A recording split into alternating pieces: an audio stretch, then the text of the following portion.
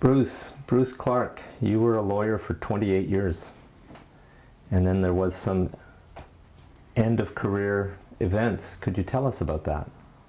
The end of career events happened when I was over in The Hague attempting to get before the International Court of Justice to raise an issue having to do with genocide and misprision of treason and fraud that the Canadian courts and judges and lawyers have been involved in for a couple hundred years with respect to the Indian people here.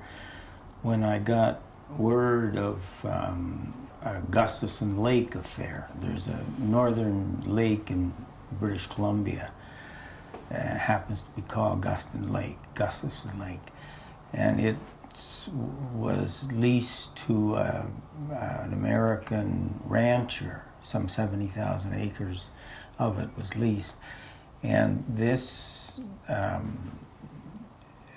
on this side of this lake, a group of 25 Indians and some interested white people who were sympathizers with the Sundance ceremony that was going to be held there, gathered on the shores of this lake to have their Sundance ceremony, an annual affair. And the rancher felt that this might be interfering with his cattle wanting to graze. Although with 70,000 acres, a Sundance doesn't take up a lot of space. You would have thought the cattle could have munched someplace else, but it was important to him that this Sundance ceremony be moved. And there was an election going on that year in British Columbia, and it seems to have become a cause célèbre in the election to do something to put the Indians in their place. So the RCMP, the police in British Columbia and the army got involved in getting rid of the Indians. I was contacted over in The Hague and asked to come and intermediate, if I could, that is, talk the Indians out.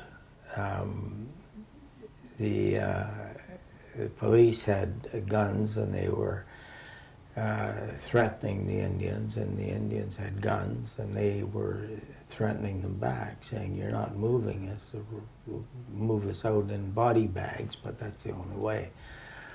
We're not leaving, we're doing our Sundance." And it escalated until there were 70,000 rounds of ammunition discharged from the police and army. They had armored personnel carriers. I think 2 of them were involved.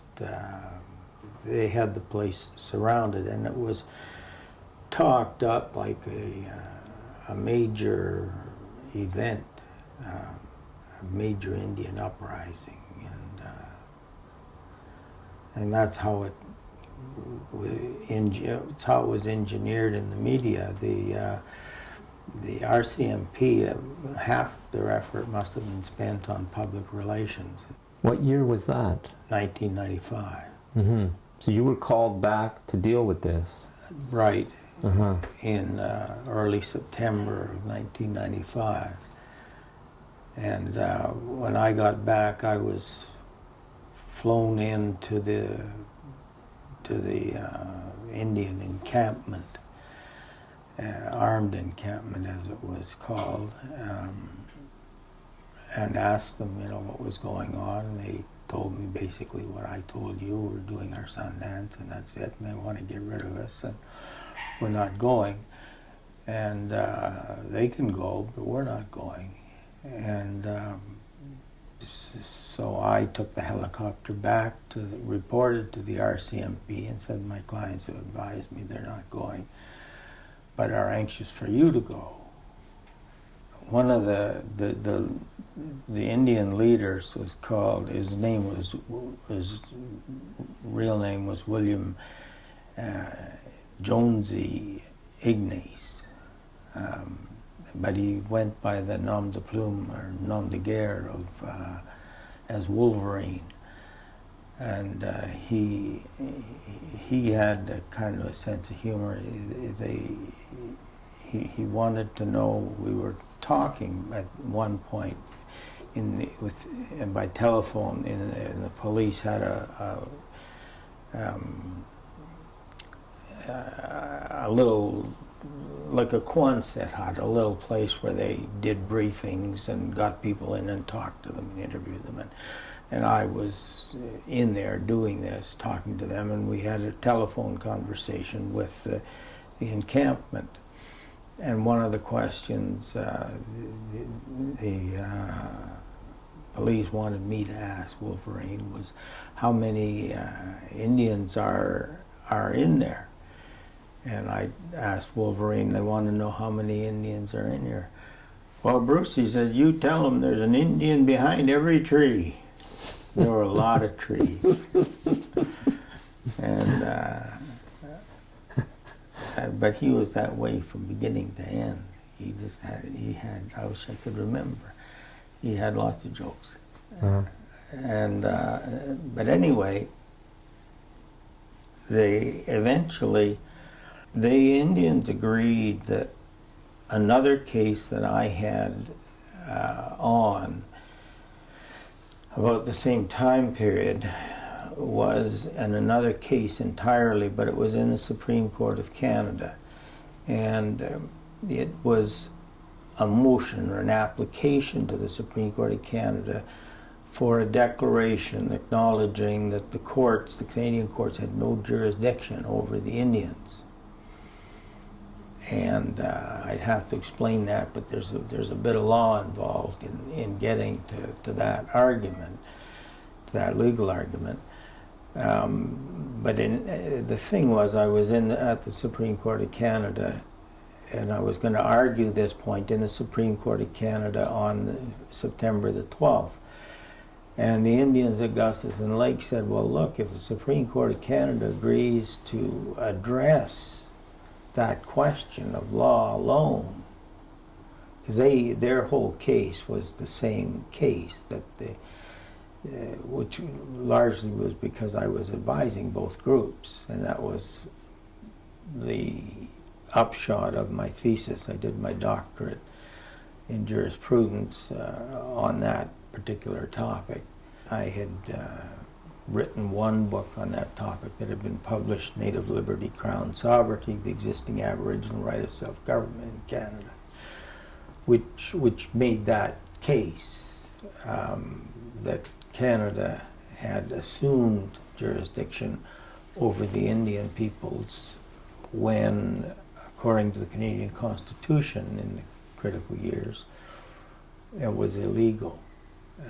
It wasn't just illegal, it was criminally illegal.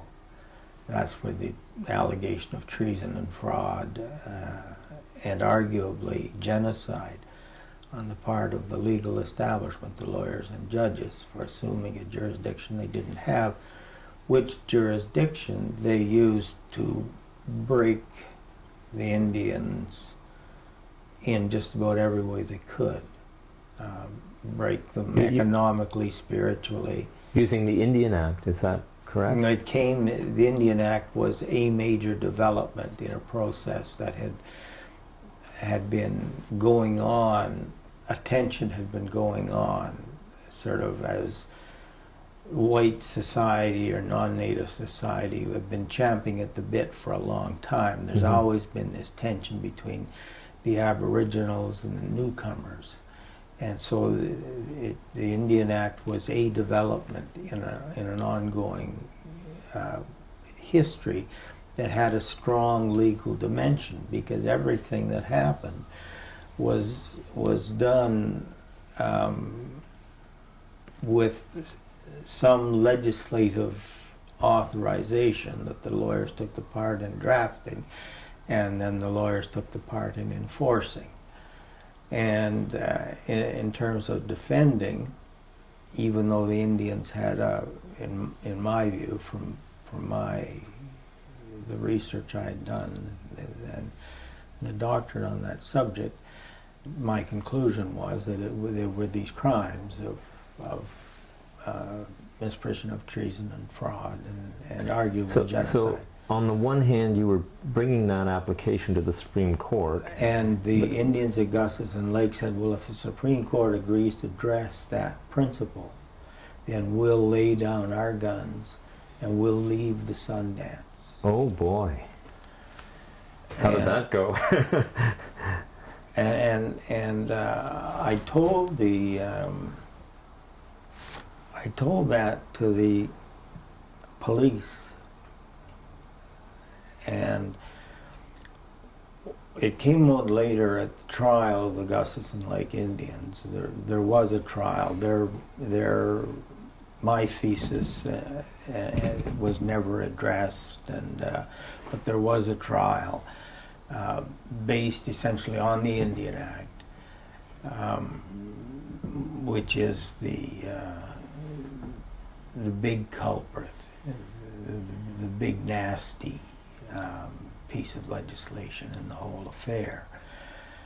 I told the police, and later the police that I had told, the junior officer had said to his senior officer, and it was recorded, and it was part of the disclosure at the trial, and it came out, that the junior officer says, we know it's not going to be addressed. How can we go along with this?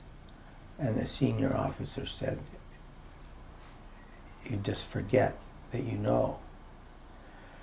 And that actually came out at the trial. But the only way they could know at the time was if someone on the court had informed someone political, and someone political had informed the police, or someone on the court had talked with the police directly to let them know that it was not, the issue that I was raising was not going to be addressed by the Supreme Court. I was very concerned about that because the police and the Army let it be known that on the 15th of September they were going to be going in to take the Indians out one way or the other, and if it need be by body bags, well then that would be the way it was, but they weren't going to let it go longer than that. So September the 12th was a very big deal for me to be before the Supreme Court of Canada. And on that day, I had a conversation with the Chief Justice, Antonio Lemaire at the time. Mainly the conversation was with him because he really carried the ball for the rest of the court on this issue. And he said to me right at the beginning, we don't want to address this issue because it wasn't raised in the court below. And the reason it wasn't raised in the court below was there were several Indian plaintiffs. This is a famous case from British Columbia, the Delgamutte case, you may have heard of it, where there were many Indian houses that took part, and the different houses were separate plaintiffs. One of the houses broke and decided to go with was called the Indian sovereignty argument, the one that critiqued the legal establishment, because it built upon the concept of Indian sovereignty. Yes. And the Indians feel the Indians I was working for felt that they were still sovereign. So they wanted this argument made, at least enclaves of them did, and I was acting for different enclaves to make the same essential argument. But anyway, the Chief Justice said they didn't want to address an argument that hadn't been addressed by the courts below. And I said, well, Mr. Chief Justice, I was here in July this past summer with 11 cases from all across Canada making the identical argument. And in that situation, the ground of appeal in every case was that the courts below refused to address the argument on the ground that it was such a hot topic that only the Supreme Court of Canada was ever going to be willing to touch it, that they weren't willing to address it. And so I got to the court on those 11 applications for leave to appeal. And this is, in the Supreme Court of Canada, you have to ask permission to appeal before you can appeal. And this was at the asking permission to appeal, and I was denied leave to appeal. 11 times?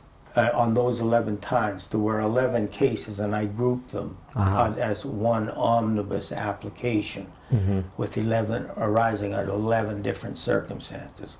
There were criminal circumstances, there were civil circumstances, there was a cross-section of Indian sovereigntists in many different contexts, raising this same argument. And I said, and in every single one of those 11, none of the courts below would deal with the argument. And when it got to this court refused leave to appeal on the ground that it wasn't of sufficient public importance.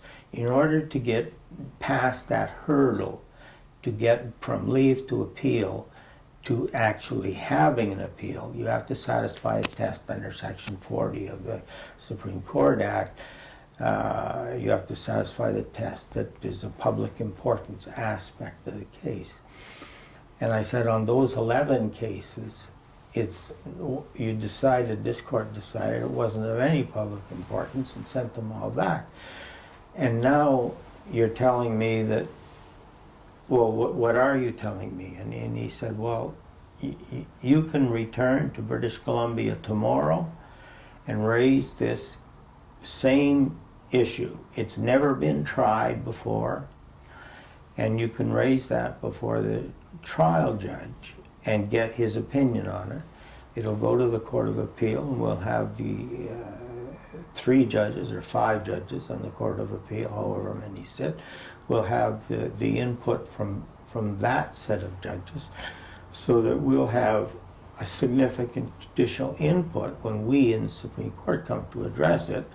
We'll have the benefit of their thinking and reasoning on this process. So he was basically telling you, he was telling you, whether it's true or not, that in his view it was premature at this stage. Your application was premature. Go back to the trial court and we'll take it from there. That's what he was telling you. That's what he was saying. Yeah. And I reminded him that I was there on 11 occasions just a few months before when he refused to address the issue on the ground it wasn't of any public importance. Right. And I said, and that's chicanery. I'm going to go all the way back and I'm going to run through the same thing. Nobody's going to address it, and I'm going to get back here and nobody's going to have addressed it before. So you're not going to want to hear it. And he said, you're lucky I'm not going on on some firmer reaction to your use of the word chicanery. But proceed. So we proceeded with the argument. Now, this conversation that you're describing, was that in open court? Yes. And was that part of your application? That was the motion not to address the appeal at all on the ground the court had no jurisdiction to hear it. That was part of the larger appeal, which involved many of these houses.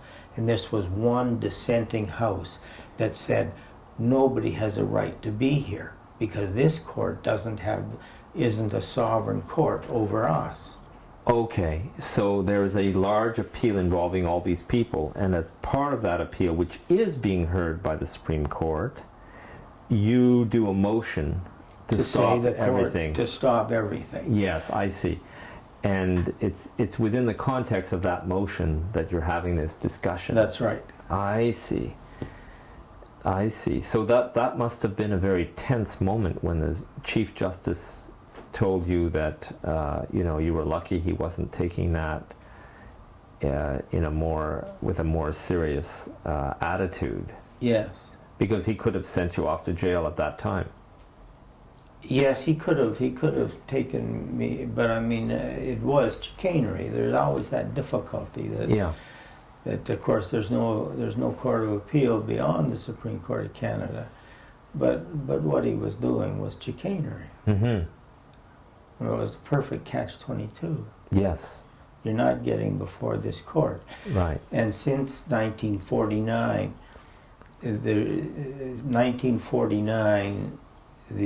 what happened in 1949 was the highest court of appeal for Canada used to be the Judicial Committee of the Privy Council that sat in England, and it was a court drawn from the Commonwealth, and the leading case, the case that overwhelmingly was in favor of my argument, was a case that was decided by the Judicial Committee of the Privy Council in 1897, which basically said, in so many words, that the Indians are sovereign. And it was in 1949 that Canada enacted a statute that said, from now on, the ultimate court of appeal in Canada will be the Supreme Court of Canada, and it's no longer the Judicial Committee of the Privy Council. And from that point on, there's never been a case having anything to do with sovereignty that has managed to get leave to appeal, and you can't go to the Privy Council anymore. But I was as certain can be that the Privy Council would follow its own precedent of 1897 and decide the same way. Mm-hmm. So had that line of appeal been open, we'd have been successful. The maneuver in 1949 to make the Supreme Court of Canada the ultimate court of appeal was very much a reaction to the Indian problem. Mm-hmm. And getting away from it. It's not regarded as a problem today because of, well, now that the Truth and Reconciliation Commission has gone public with the residential schools scenario, more Canadians hopefully are aware of that prolonged period of genocide, and some are getting slightly more aware of the genocidal acts that preceded it and that follow. It's still going on. So I want to come back to this armed standoff where they say we want his concerns to be addressed. They knew that you were going before the Supreme Court with this motion in the near future. And they knew that the motion was going to fail. The police knew that the motion was going to fail. So what ended up happening? The motion failed. I went back to British Columbia, much as the Chief Justice has suggested I could return to British Columbia tomorrow and raise the same point at the lower level. Which you had already done. No? Or not on this case? It hadn't become a case. At that time, it was an event that was taking place. Yes. An alleged criminal act was taking place. Right. The Indians were accusing the police and the army of a criminal act, invading their sovereign territory, and the police were accusing the Indians of trespass and mischief. Right. At least trespass and mischief, and probably what they could think of in terms of firing guns back at the police. Right. Okay, so that very incident, everyone understood would become a case in court and would eventually end up at the Court of Appeal of British Columbia. And so he was referring to that. He was saying, well, go back to your incident and take it from there, is what the Chief Justice was telling you. He was making it vaguer than that. He was saying I could go back to British Columbia before a Supreme Court judge, or presumably any judge, and raise it at the lower level. The point was it would be that you raise it at the trial level, then at the Court of Appeal, and then And did you, so you raised it at the trial, obviously. I raised it at the bail hearing. I wasn't admitted to practice in British Columbia because I'm an Ontario lawyer, although it's a foregone conclusion that Ontario lawyers and BC lawyers to practice in each other's jurisdiction all the time. Yes. And you always get a license to do that. Yes. But they wouldn't give a license to me because I was acting for the Indians on the sovereignty issue, and that's a no-no in British Columbia. Right. So I couldn't get the license, but you don't need a license for a bail hearing. Uh-huh. You can be an agent. Yes. So I prepared a motion presenting the guts of the same motion that would have gone to the Supreme Court of Canada, which is the same motion that I put in all of these courts. Did they hear your arguments at the bail hearing? No. At the bail hearing, the judge wouldn't bring the accused Indians in. They came out on the 15th anyway. Rather than get brought out in body bags, they decided to come out and turn themselves in. Mm-hmm. I went to their bail hearing, which is their first appearance, and I wanted to raise the jurisdiction argument, in part because for misprisons, it's a peculiar type of crime that is last really dealt with in Blackstone in 1825, and but it's an offense closely bordering on capital, but not a capital offense, and it's offense against the king and government, and it's or a high contempt against the king's prerogative. The Royal Proclamation was a prerogative instrument. The Royal Proclamation of 1763, which is the central. So you were going to make that argument, and therefore those accusations Yes, at the bail hearing, to the bail hearing judge, basically. Yes, I said I have a preliminary motion to make going to jurisdiction. Yes. And it is that if you assume, without dealing with this jurisdictional objection, you may be committing misprision of treason and fraud and arguably genocide. You told that to the judge? Yes. Yes. And how did he take that? He said, "You're guilty of criminal contempt of court." Just like that? Just like that. He declared you guilty of criminal contempt of court? Yes. And he also turned out to be the trial judge, which is, you always get a different judge to be the trial judge on a contempt charge, because it's thought that the judge who raised the contempt is biased, because half the time they lose their temper too. Yes. But anyway, he also turned out to be the trial judge. So that was the incident that ultimately put you in jail? Yes. Just that? Just that. At that point, the police pushed me into the counsel table, and 5 of them jumped on me and put me in handcuffs and dragged me out of the courtroom. Incredible. So there was no opportunity to explain this to the judge, but I can tell you basically what it was. But the thing that triggered his response was your explanation to him that if he didn't hear your motion, yes, he could be guilty of these crimes. Yes, right. Which is simply a legal consequence. Which is simple. It's a legal fact according to your case law. It's in the nature of misprision of an offense. Misprision or treason is a capital offense. Misprision of treason is less than capital offense. It might be banishment for a year and a day. There were all kinds of different. There was a large panoply of possible chastisements for misprision of treason or misprision of fraud.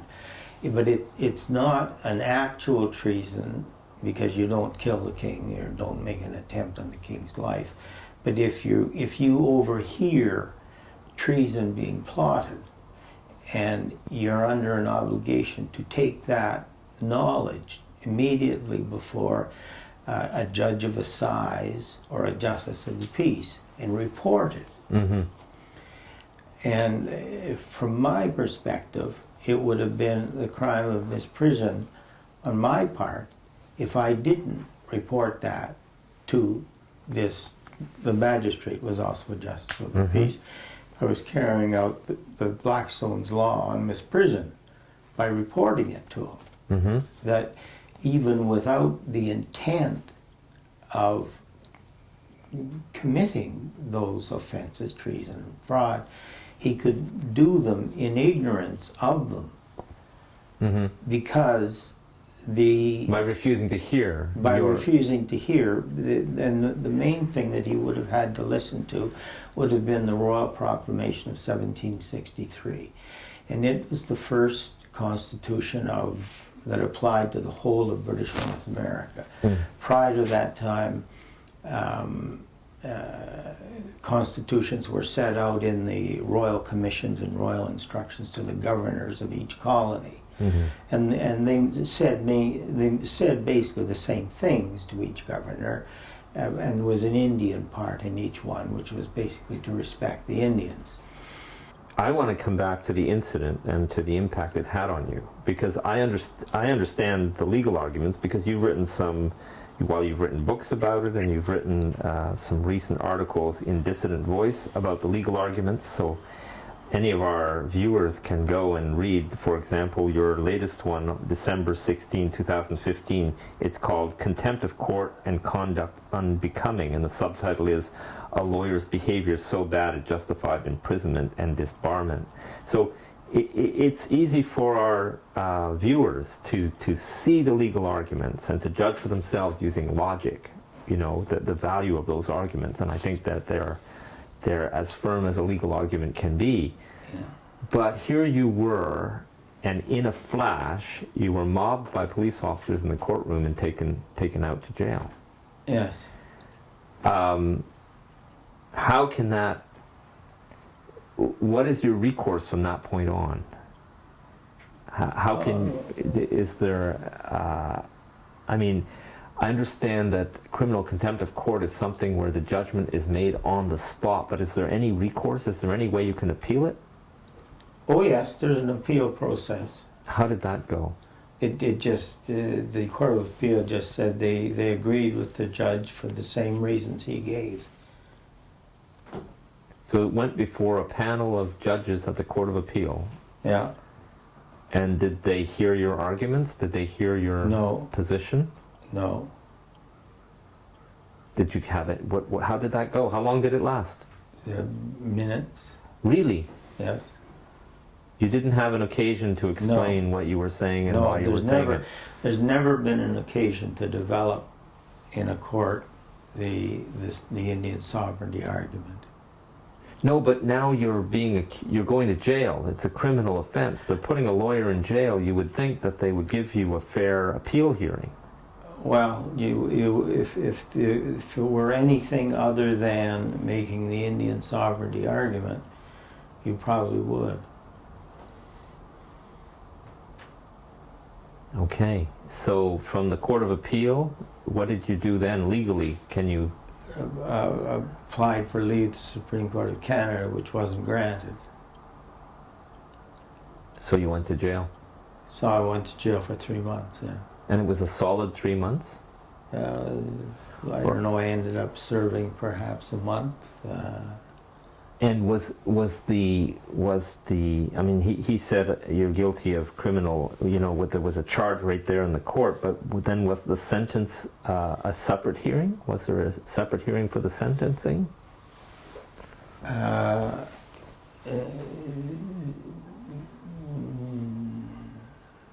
Yes, I guess there was a separate hearing for the sentencing. I don't know, the whole set of events kind of blurs in my mind. It was right. The whole thing was surreal. I can imagine. But I want to come back to the question about just a brief outline of what the Indian sovereignty argument was. The Royal Proclamation is this omnibus constitution that applied to British North America. What it said was, on the Indian part of it, it said, the Indian part, there are other parts to it. It set up the government of Quebec, and it gave lands to the military and something else, but then there was a big Indian part in it. And it started out by saying, and whereas it is just and reasonable and essential to our interests in the security of our colonies, that the several nations or tribes of Indians with whom we are connected and who live under our protection should not be molested or disturbed in the possession of such parts of our dominions and territories as, not having been ceded to or purchased by us, are reserved to them or any of them as their hunting grounds. And that's really the guts of the proclamation right there. That's pretty clear.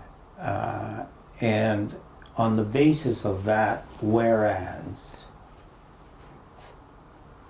the governors and commanders-in-chief were prohibited from granting warrants of survey or issuing grants of land to any land that, not having been ceded to or purchased by us, are reserved to them as their hunting grounds. All settlers on such lands were enjoined, in the injunction sense, to remove themselves, whether they were there willfully or inadvertently, were to remove themselves from the Indian lands upon which they were trespassing. And the last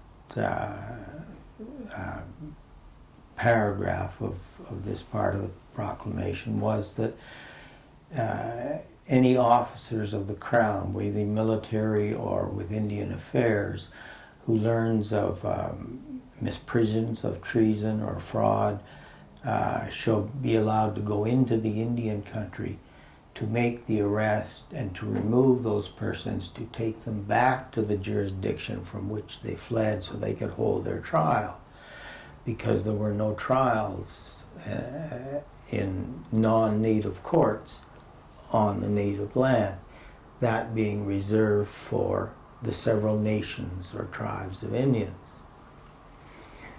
Now that proclamation has never been repealed. It's still part of the Constitution of Canada, and as a matter of fact, it's repeated in Section 25 of the Constitution Act 1982. And even though it's never been repealed, it has been ignored by the legal profession and the judiciary. Well, I could bring it up to the Indian Act. You noted the Indian Act of 1876. That was the big event where the trashing of the Royal Proclamation occurred.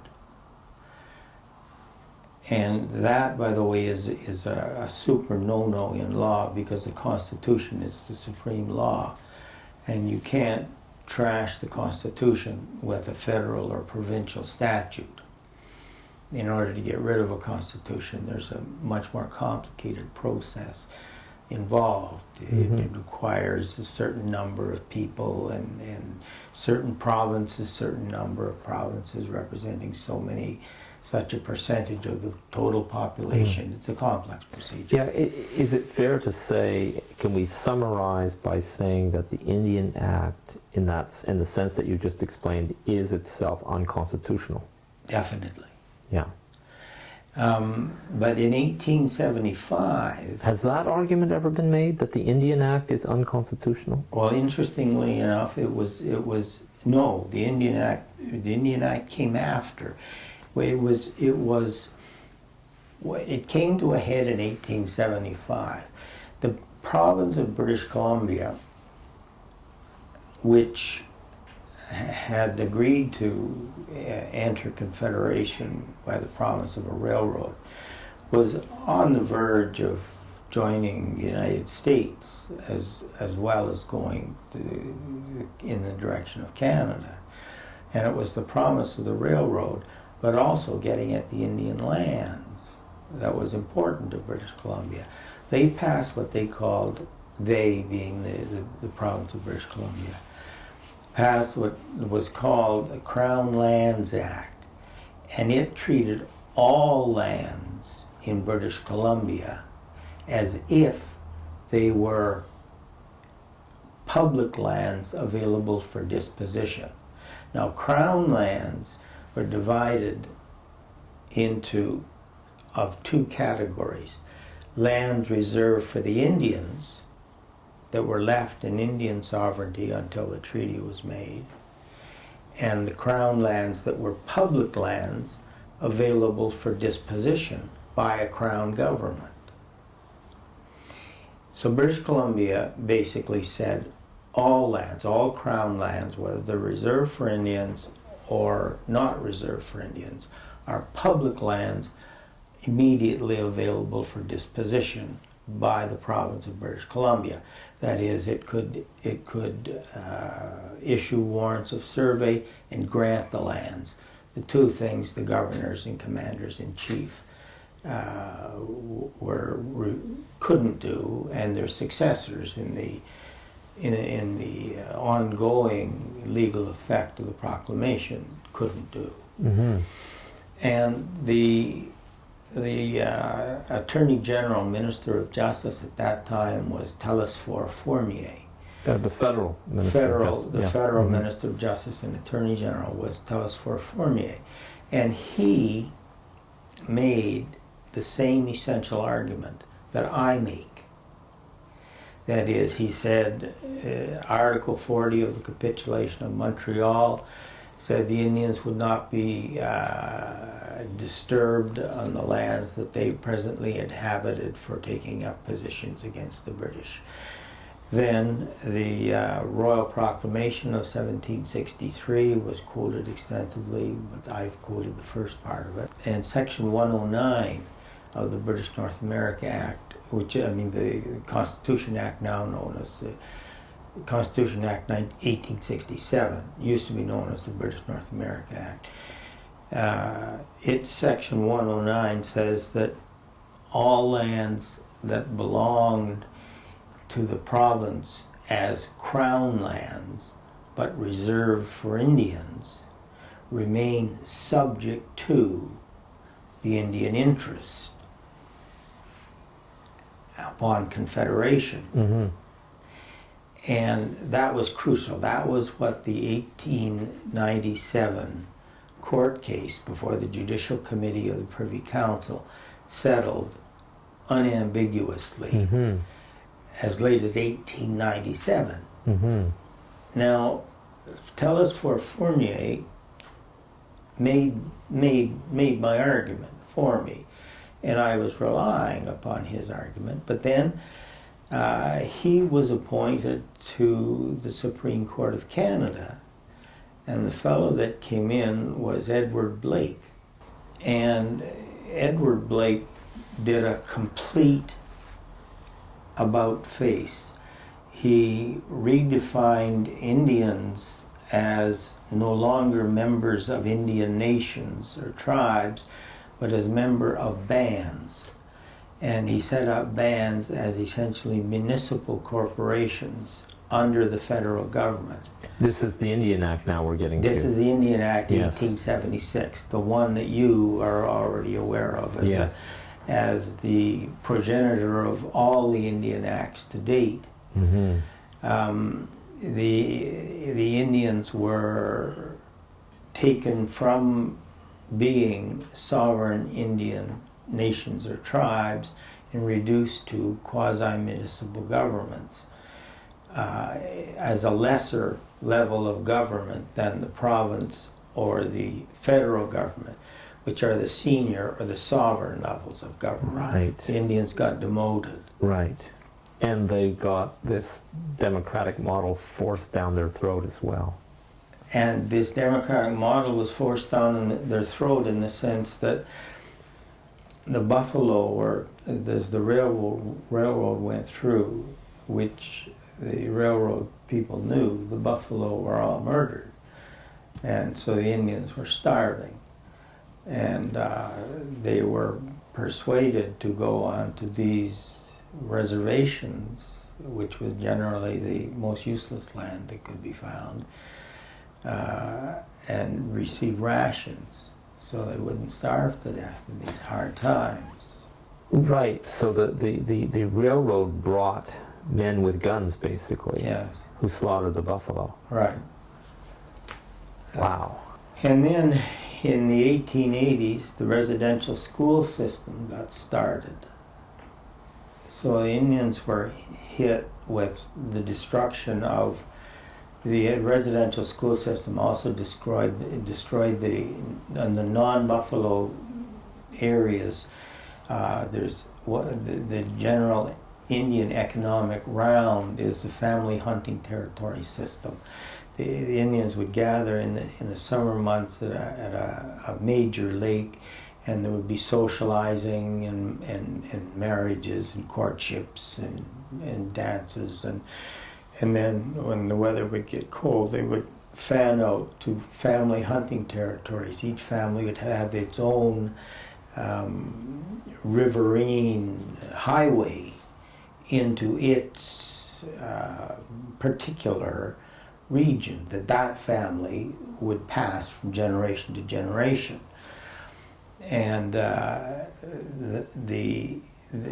buffalo destroyed the Plains Indians' means of subsistence, but by taking the children away, it destroyed the reason for being of the Indian lifestyle, which was to take the children into the bush, into the hinterlands, where they would learn the skills of trapping and also the mystical experience of understanding the language of the beaver and the language of the deer and the language of the bear, understanding the spirit world, and all that went with the Indian economy. That's in northeastern North America.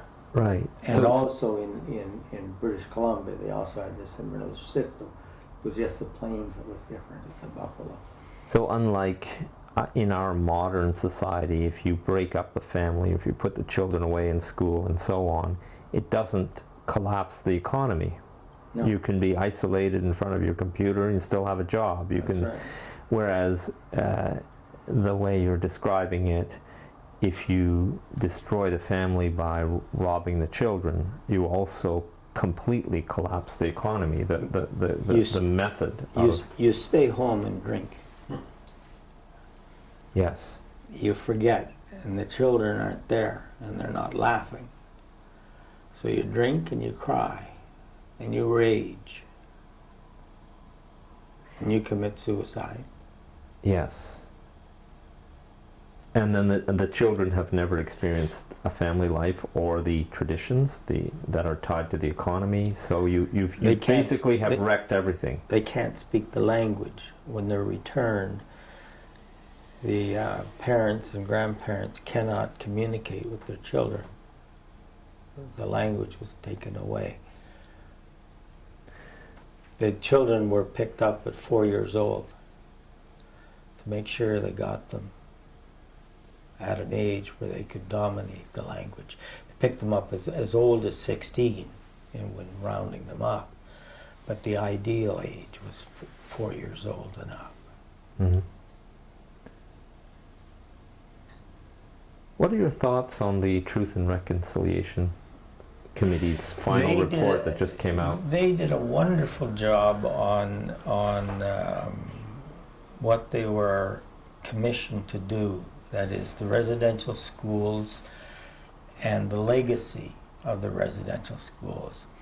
They got into doing the law and justice and just made an absolute mash of it.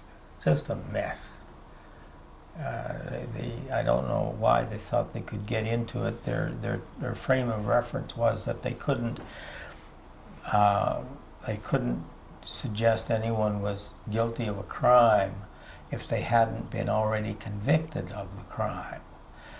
Now, no lawyers or judges have ever been convicted of a crime to do with Indians, because they controlled the whole process, and they just got it.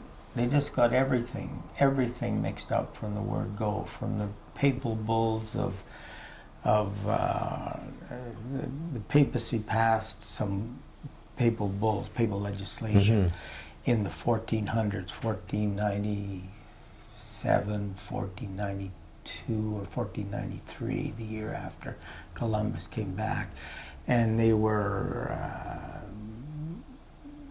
treated Indians as dumb brutes. But then this was all repealed and washed away by the papal bull Sublimis Deus in 1537, which classified these as emanations of a satanic force, and said that under no circumstances could the Indians be denied the liberty of their possessions. And it was repeated twice, the concept of liberty and possession. And the title of my first book was Native Liberty, Crown Sovereignty. That's the native liberty was the existing Aboriginal right of self-government in Canada. The possession was guaranteed to nations or tribes, which means jurisdiction goes with it. That's the liberty that Sublimis Deus talked about in 1537 that carried through in the common law.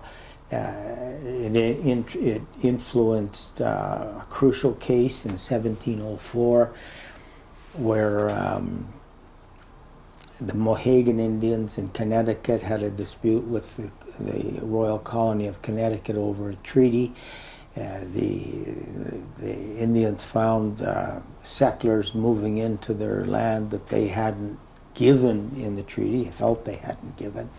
So they applied to Queen Anne, essentially looking for third-party adjudication. They didn't want the Connecticut court being the arbiter of this dispute between Connecticut society and the Indians. Mm-hmm.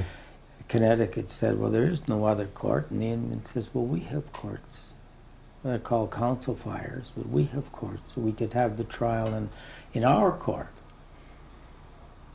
And the Queen Anne referred this to the Board of Trade, which was the colonial body that looked after these kinds of questions, because it was all a big trade issue to England. Mm-hmm. And they sought the opinion of Lord Northey, and Lord Northey basically bought the Indian argument. He felt that there should be independent and impartial third-party adjudication. What a concept. what a concept, yes. And Connecticut said that it wouldn't appear if that was, and it didn't appear at the hearings of this court that Queen Anne set up. Mm-hmm. And it went on for 69 years of dragging through appeals before it finally got back to the Privy Council, and Lord Northey's opinion was upheld that the Indians are entitled to independent and impartial third-party adjudication. And that was one of the things that was obviously taken away by the 1876 Indian Act, because they became municipal corporations, right. subservient political right. entity. Yeah, so the issue had been settled at that point by a high court. I mean, this is a high court. It would be like the Supreme Court of the land, right? When? At that point, in 1897? Queen Anne's. Yeah, Queen Anne's. It was settled. Body. The die was cast in terms of the reasoning and thinking processes of the Privy Council. Right. From there. So you'd have to overturn that. You'd have to have a reason to overturn it. There'd have to be very different circumstances.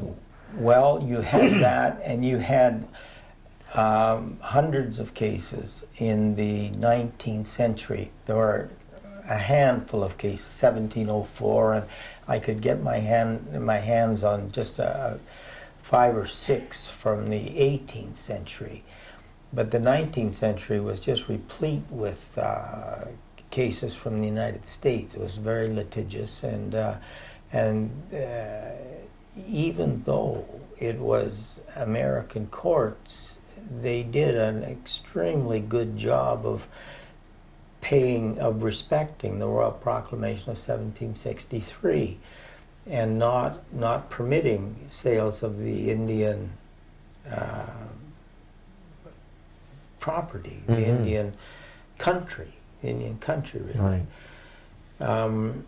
And so I had, and as it happened, the first case in Confederation was a case called Connolly and Woolrich, and it was in the Quebec Court of Appeal, and it was in 1867, and it picked up and quoted verbatim the judgment of Chief Justice Marshall, John Marshall, from a very famous American case called Worcester in Georgia in 1832, and Marshall laid out the whole history and the background, and it justified the Indian country. Mm-hmm. Then it got to be the 19th century, and the United States won the Civil War, and it had a huge standing army, and it was just getting involved in California. It was the California Gold Rush, and all land became potentially valuable and much desired by non-natives. And the federal government of the United States passed an rider in an Appropriations Act. The Appropriations Act in the U.S. is used for getting tidbits tacked on to locations like a defense munitions factory for a certain region. You give me this, I'll give you that. It's for trading off in the Appropriations Acts. Well, this Appropriations Act gave California the right that the president could no longer make treaties with the Indians. So that was similar basically to the 1876 Indian Act, which was essentially building on the American experience of the American Indians after that point became the all-out Indian Wars. Building up to Wounded Knee, where you had, a dance troupe that was massacred by while they were sleeping. Indian women and men, women and children were massacred by a force of cavalry, half of whom received the Purple Heart, by the way. And the Indian Wars in the United States. And in Canada, we had the Indian Act 1876, and always had the bloodshed. If you don't do what we're going along with what we're doing, we can have what's going on in the States. We could have a Wounded Knee here just as easily. And the Indians in Canada, by and large, didn't fight. They went along with the Indian Act and went on reservations and avoided starvation in that way. But there were always some holdouts who managed to scrape by in the wilderness and never left that Indian sovereignty position. Yeah. Those are the ones I ended up with as clients. Right. I want to come back to this turning point in your career when you were sent to jail. After that time in jail, the Law Society, your professional association, decided to disbar you. Yes. What was that process like? What were the events between coming out of jail and being disbarred? What was that? How did that happen? Well, I felt that it would go to the Law Society, and I would point out that the argument hadn't been addressed, and that would be the end of it. You know, that they would listen to the argument, Yes. see the merit in the argument, see at the very least it was an appealable argument, and that the charge would be thrown out of conduct unbecoming. Right. Because I felt it was very becoming of an argument for a lawyer to make. It's one that should have been made a long time ago. Yes. In fact, you had good reason to believe that the Law Society would hear you and use reason, because you had had quite a success with them in the past. That's right. There had been 2 attempts to disbar me. Yes. Because I had made this argument in so many different locations across Canada, and in the States, by the way. I mean, you had a staggering victory in one of the cases that you described recently in one of your recent articles, where the Law Society Tribunal, I guess it is.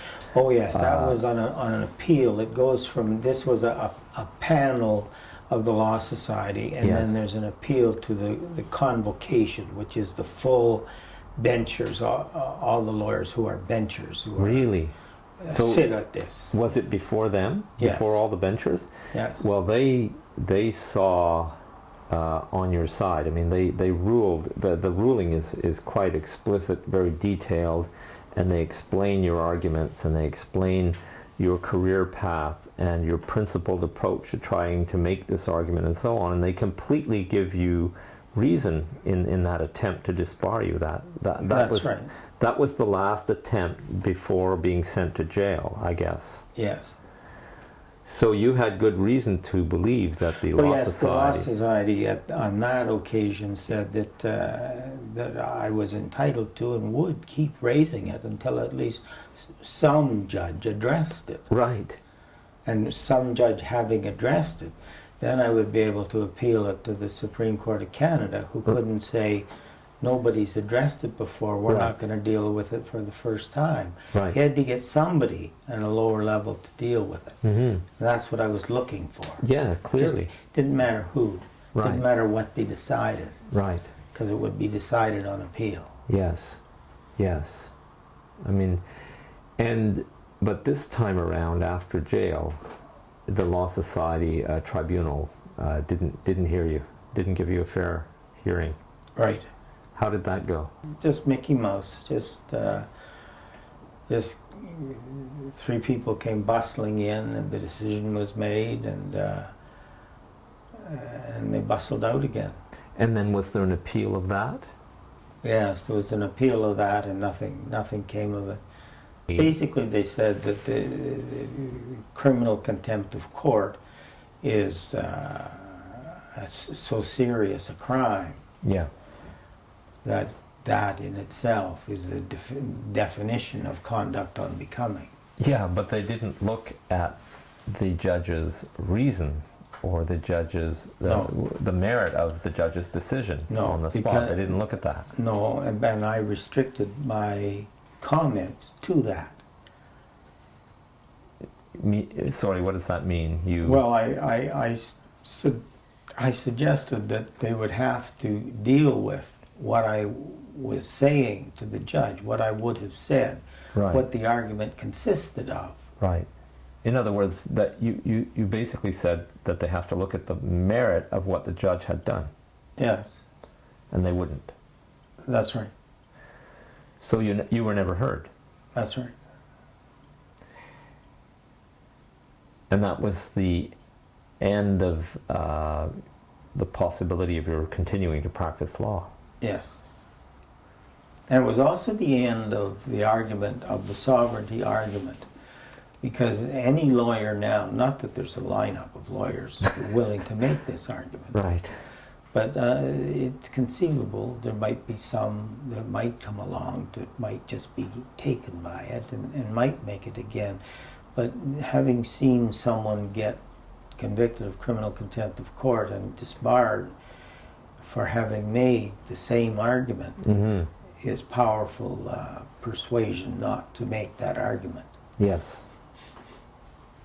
Yes.